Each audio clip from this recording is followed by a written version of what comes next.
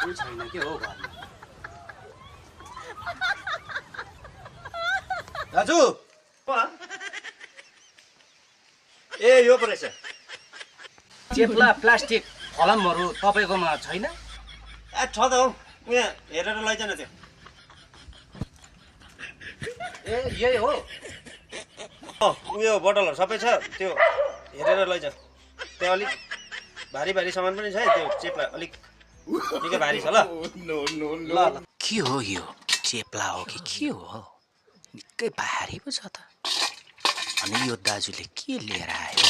यस्तो भारी आजै भने पैसा पनि कम्ती पल्ट फेरि उचाली हेर लिनुहोस् दाजु तपाईँको 20 रुपियाँ भयो खाले